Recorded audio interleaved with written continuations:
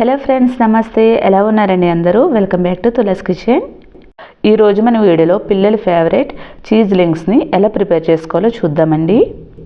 ఈ cheese links taste అయితే super ఉంటుందండి.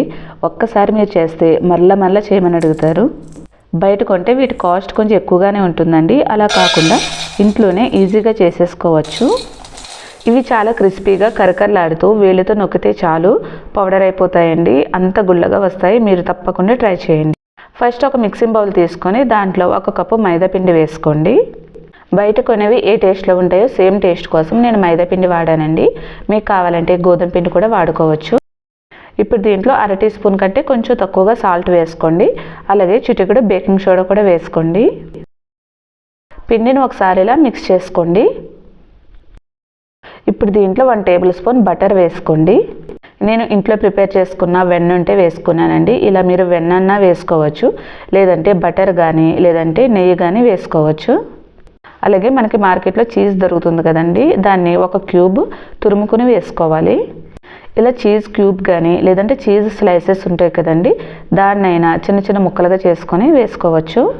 మనం పిజ్జా మీద వేసుకొని మోజరెల్లా చీజ్ ఉంటుంది కదా, అది కాకుండా నార్మల్ చీజ్ వేసుకోండి. ఈ చీజ్ 1 క్యూబ్ నుంచి 2 క్యూబ్స్ వరకు వేసుకోవచ్చు.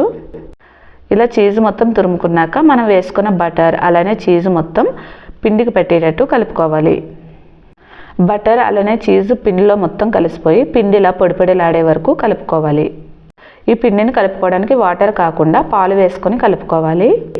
పాలును కొంచెం వేసుకుంటూ పిండిని మిక్స్ చేసుకోండి. కొన్ని పాలు వేసుకుంటూ చపాతీ పిండి ఎలా సాఫ్ట్గా కలుపుకుంటామో అలా కలుపుకోవాలి. ఇవి తినేటప్పుడు మనం వేసుకున్న బటర్ చీజ్ టేస్ట్ అనేది చాలా బాగా తెలుస్తుంది.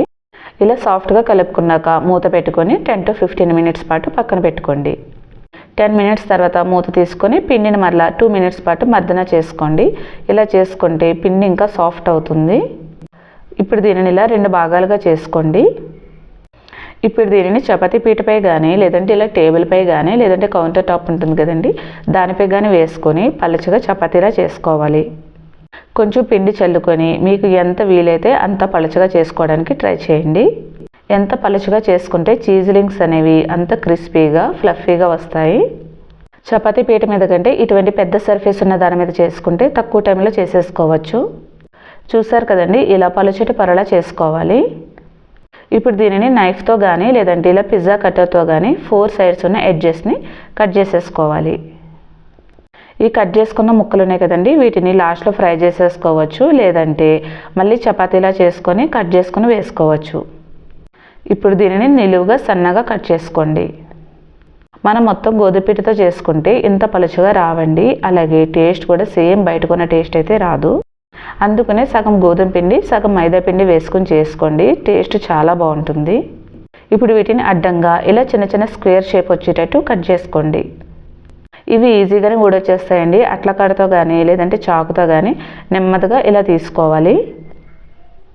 ఇవి ఒకదానికొకటి అంటుకున్నా కానీ ఆయిల్లో వేయగానే వేటికవి ఈజీగా విడిపోతాయి. ఇప్పుడు ఇదే ప్రాసెస్లో మిగతా పిండిని కూడా చపాతీలా చేసుకొని ఇలా స్క్వేర్ షేప్లో ముక్కలుగా కట్ చేసుకోండి. ఇప్పుడు ఇవన్నీ కూడా ప్లేట్లోకి వేసేసుకొని పక్కన పెట్టుకోండి. చూసారు కదండి, అన్నీ ఇలా ఒకే షేప్ వచ్చేటట్టు కట్ చేసుకుంటే ఈవెన్గా ఫ్రై అవుతాయి. ఇప్పుడు కడాయిలో ఆయిల్ వేసుకొని వేడెక్కిందో లేదో చెక్ చేసుకొని మనం ప్రిపేర్ చేసి ఉంచుకున్నవి ఇలా నెమ్మదిగా వేసుకోండి. ఆయిల్లో వేయగానే వేటికవే విడిపోయి చక్కగా ఇలా పైకి తేలిపోతాయి. మంటను లో టు మీడియం ఫ్లేమ్ మీద పెట్టుకొని నెమ్మదిగా ఫ్రై చేసుకోవాలి. మధ్యలో గరిటెతో కలుపుకుంటూ ఫ్రై చేసుకోండి. ఆయిల్ని ఇలా పైకి కిందకి అనుకుంటూ ఫ్రై చేసుకుంటే అన్నీ కూడా ఈవెన్గా ఫ్రై అవుతాయి. వీటిని మరీ ఎక్కువ కలర్ వచ్చే వరకు ఫ్రై చేయని అవసరం లేదు. ఇలా మీడియంగా కలర్ వస్తే చాలండి, తీసేసుకోవచ్చు. ఇవి మరీ ఎర్రగా ఫ్రై అవ్వకుండా ఇలా మీడియం కలర్ వచ్చేటట్టు ఫ్రై చేసుకుంటేనే టేస్ట్ బాగుంటుంది. చూస్తేనే తెలుస్తుంది కదండి ఎంత ఫ్లఫీగా గుల్లగా వచ్చాయో. ఇప్పుడు ఇదే ప్రాసెస్లో మిగతావి కూడా ఫ్రై చేసుకుని తీసుకుందాం.